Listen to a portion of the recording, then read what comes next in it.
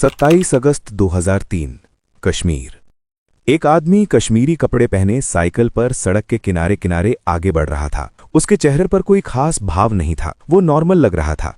इतना कि रास्ते में लगे बीएसएफ के नाके पर मौजूद जवान उसे एक आम नागरिक समझकर आगे जाने देने ही वाले थे। लेकिन तभी एक जवान की नजर उस पर गई। कुछ असामान्य लगा। जवान ने पीछे से उसे रुकने का इशारा किया और उसकी ओर बढ़ने लगा। जैसे ही उस आदमी ने जवान को अपनी तरफ आते देखा, वो घबरा गया। उसने साइकिल वहीं छोड़ दी और अचानक भागने लगा। ये देखकर आसपास मौजूद जवान तुरंत हरकत में आए और उसकी तरफ दौड़ पड़े। अपने आप को घिरता हुआ देख उस आदमी ने एक खौफनाक फैसला लिया। वो अपने साथ लाए विस्फोटक को फोड़ने की कोशिश करने लगा, लेकिन ठीक उसी पल एक बहादुर जवान सामने आ गया और झपट्टा मारकर उसे काबू में कर लिया। एक बड़ा धमाका होने से टल गया। पूछताछ में जो खुलासा हुआ, उसने सुरक्षा एजेंसियों को हिला दिया। उसका मकसद था उस दिन कश्मीर दौरे पर आए भारत के उस समय के प्रधानमंत्री अटल बिहारी वाजपेयी के काफिले पर आत्मघाती हमला करना, और वो ये सब कर रहा था कुख्यात आतंकी कमांडर गाजी बाबा के निर्देश पर। ये जानकारी मिलते ही ऑफिसर तुरंत अपने सीनियर नरेंद्र दुबे को फोन कर बताते हैं,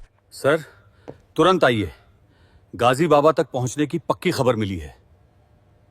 और यहीं से शुरू होता है ऑपरेशन गाजी बाबा, एक ऐसा मिशन जिसने कश्मीर में आतंकवाद के खिलाफ लड़ाई की दिशा ही बदल दी।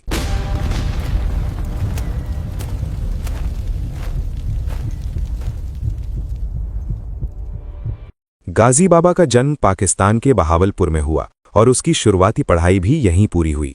बचपन से ही कट्टरपंथी सोच के माहौल में पला बढ़ा गाजी 1980 के दशक में अफगानिस्तान पहुंच गया। उस दौर में अफगान जंग अपने चरम पर थी और यहीं उसकी मुलाकात गुलबुद्दीन हिकमतयार के मुजाहिद्दीन गुट से हुई।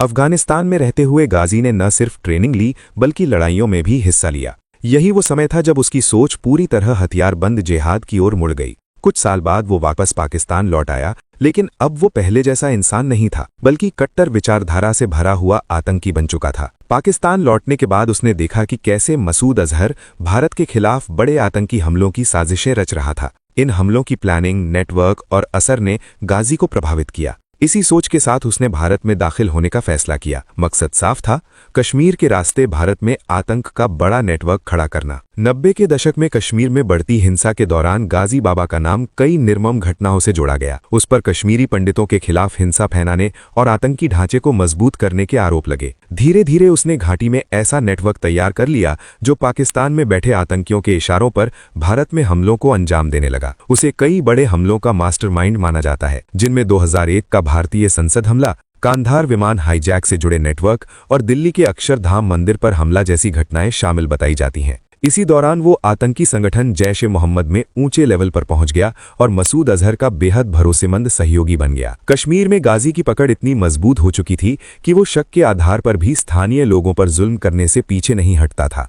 कश्मीर की आज़ादी के नाम पर वो डर और हिंसा का ऐसा माहौल बना रहा था जिसमें आम लोग सबसे ज्यादा पिस रहे थे। जैसे ही वो कॉल नरेंद्र दुबे तक पहुंचती है, माहौल एकदम गंभीर हो जाता है। बिना वक्त गवाए नरेंद्र दुबे सीधे बीएसएफ के सीक्रेट हाउस पहुंचते हैं। वहां उन्हें बताया जाता है, सर हमने एक शख्स को पकड़ा है। ये पाकिस्तान के फैसलाबाद से आया हुआ अंसार भाई है। खुद को सुसाइड बॉम्बर बनाकर आया था। मकसद था अटल बिहारी वाजपेयी जी के काफिले पर हमला करना। इतना सुनते ही कमरे में सन्नाटा छा जाता है। अधिकारियों में से एक आगे कहता है, सर हमें ये आदमी गाजी बाबा तक पहुंचा सकता है। बस यही सुनना था कि नरेंद्र दुबे तुरंत अंसार के सामने जाकर बैठते हैं। उनकी आवाज शांत थी, लेकिन सवाल सीधा, गाजी बाबा कहाँ मिलेगा? अंसार कुछ पल चुप रहता है, फिर धीमी आवाज में कहता है, मुझे उसका ठिकाना तो नहीं पता, लेकिन हमारी रोज बातचीत होती है। वो आगे बताता है, हम दोनों कोड नाम से बात करते हैं। मेरा कोड है 08 और गाजी बाबा का 39। इतना सुनते ही पास में खड़े बीएसएफ के जवान गंदर कुमार, जो फोन इंटरसेप्ट ऑपरेशन संभालते थे,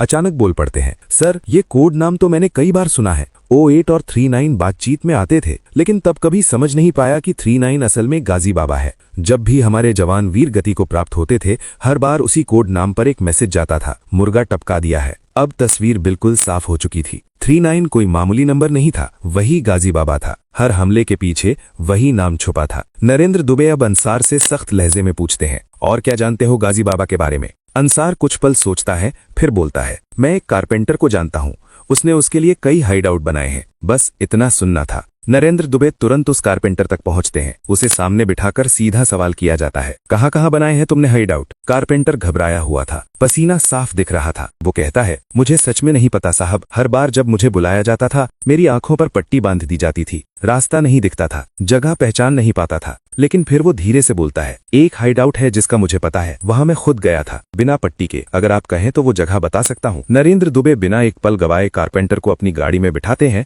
और सीधा बताई गई लोकेशन की तरफ निकल पड़ते हैं। वहां पहुंचकर उस घर को आइडेंटिफाई किया जाता है। जैसे ही घर की पहचान पक्की होती है, बीएसएफ के बेस पर तुरंत एक मीटिंग बुला ली जाती है। अब साफ था समय आ चुका है ऑपरेशन गाजी बाबा लॉन्च करने का। सारी प्लानिंग पूरी होने के बाद तारीख तय होती है 30 अगस्त 2003 सुबह के करीब 3 बजे। नरेंद्र दुबे अपने कुछ साथियों के साथ गाजी बाबा के इलाके में पहुंचते हैं। गाड़ियां थोड़ी दूर खड़ी की जाती हैं ताकि किसी तरह की आवाज न हो और गाजी बाबा को जरा सी भी भनक न लगे। इसके बाद सब पैदल आगे बढ़ते हैं और पूरे इलाके को चारों तरफ से घेर लेते हैं। लेकिन तभी अचानक एहसास होता है, ये वो घर नहीं है जिसे पहले आइडेंटिफाई किया गया था। उनके साथ कारपेंटर भी मौजूद होता है। उसे गाड़ी से बुलाया जाता है और पूछा जाता है। वो साफ कहता है, ये वो घर नहीं है, इसके आगे वाला घर है, वहीं रहता है गाजी बाबा। अब सब कुछ क्लियर हो चुका था। जैसे ही ऑफिसर घर के अंदर दाखिल होते हैं, सबसे पहले उन्हें कुछ बच्चे और एक औरत दिखाई देती है। उन्हें तुरंत सुरक्षित बाहर निकाला जाता है। इसके बाद टीम ऊपर की तरफ बढ़ती है। ऊपर वाले कमरे में जैसे ही वो प्रवेश करते हैं,